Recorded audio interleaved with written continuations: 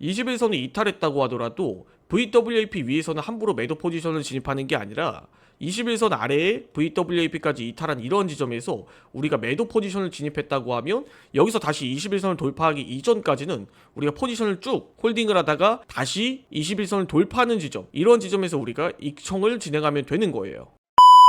자, 오늘 이 영상은 해외 선물 추세 매매에 대해서 한번 이야기를 드려보도록 하겠습니다. 개인적으로 이 추세 매매를 하는데 차트 세팅을 어떻게 해야 되나요? 이평선의 정배열과 역배열, 그리고 5일선, 21선, 61선, 121선, 181선 다 설정해봤는데 잘 맞지 않더라고요 라고 이야기해주시는 분들이 있어요.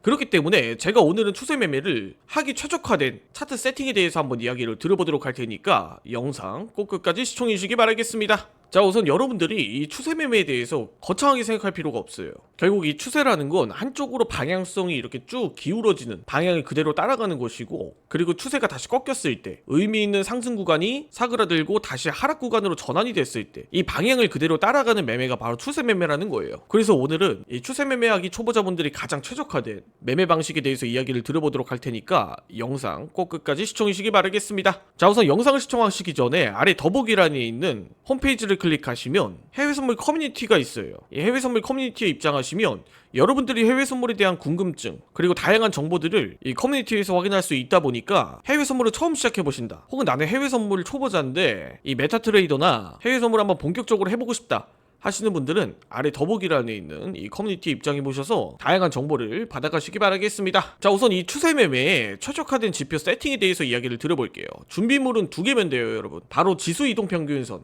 EMA와 우리가 세력들이 쓰는 지표라고 잘 알려져 있는 VWAP, 이 두 가지만 세팅하면 돼요. 이 VWAP는 우리가 세력들이 참고하는 유일한 보조 지표다, 이런 이야기가 있죠. 그렇기 때문에 웬만하면 세력들은 이 VWAP 위에서 포지션을 잡는다라는 거예요. 그렇기 때문에 일반적으로 VWAP 위에서는 매수 포지션을 진입을 하고, 그리고 VWAP 아래에서는 매도 포지션을 진입하는 편입니다. 제가 지난 영상에서 설명드렸지만 웬만하면 우리가 포지션을 진입할 때는 이 VWAP를 돌파한 지점에서 포지션을 잡고 있다가 주가가 쭉 상승을 할 때 우리가 포지션을 정리한다, 이렇게 알고 있어요. 그런데 구체적으로 어떤 자리에서 어떻게 진입을 해야 될지, 그리고 어떤 자리에서 어떻게 포지션을 정리해야 될지, 이 부분을 가늠하시지 못하시는 분들이 상당히 많더라고요. 그래서 여기에다가 EMA 20선을 추가해 줍니다. 이 VWAP는 조금 둔감하게 반응하는 반면에 이 EMA 20선을 추가해 주면서 조금 더 추세의 단기적인 방향성까지도 볼 수 있다라는 거죠. 근데 여기서 5일선, 61선도 아닌 21선을 추가하는 이유는 5일선은 단기적으로 VWAP를 많이 이렇게 이탈을 하고 우리 시그널에 혼선을 줍니다. 반대로 61선의 경우는 너무 느려요.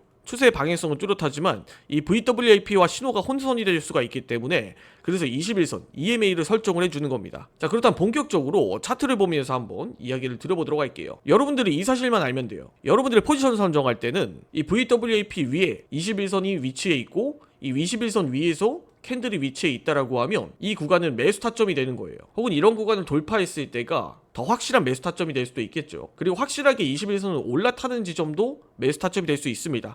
이 추세 매매의 핵심은 진입 구간에 상관이 없어요. 결국 캔들이 VWP 아래에서 21선 아래에서 주가가 이렇게 횡보를 하다가 다시 돌파한 지점, 우리가 이렇게 추세가 바뀌어 나올 수 있는 지점에서 포지션을 선점을 하다가 결국 주가가 21선 위에 올라타고 쭉 상승 패턴이 이어갈 때 다시 21선이 이탈하는 이러한 지점에서 우리가 익청을 하면 된다라는 거예요.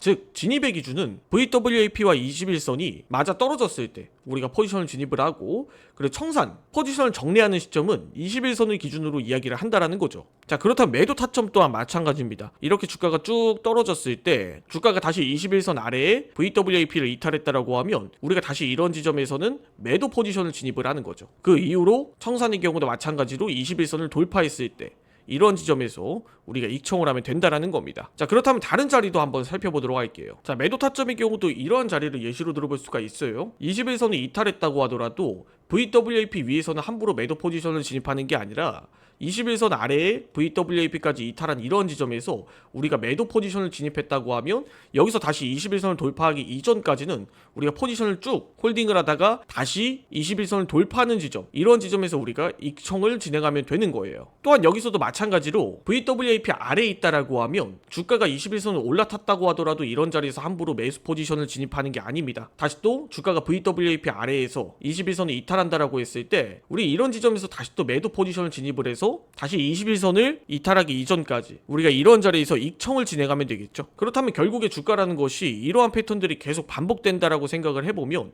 여러분들이 어떤 자리에서 포지션을 길게 끌고 가고 어떤 자리에서 포지션을 잡고 어떤 자리에서 어떻게 대응을 해야 되는지 추세를 봐야 되는지 감이 잡히실 거예요.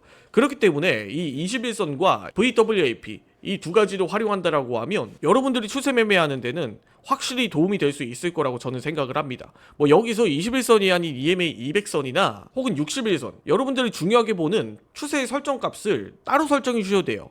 이건 어디까지나 제가 추세를 보는 가장 간단한 매매법에 대해서 이야기를 드려봤고 다음 영상에서는 한번 이동평균선에 대해서 추세 매매를 활용하는 전략에 대해서까지 이야기를 들어보도록 할 테니까 다음 영상도 꼭 시청해 주시기 바라겠습니다. 자, 오늘 영상 여기까지 하고 마무리 짓도록 하겠습니다. 해외 증권사 계좌 개설 혹은 메타트레이더 관련 문의사항은 아래 더보기란에 있는 셀프 계좌 개설 영상 혹은 해외 선물 커뮤니티를 참조해 주시기 바라겠습니다. 지금까지 영수차트였습니다. 영상을 시청해 주셔서 감사드립니다.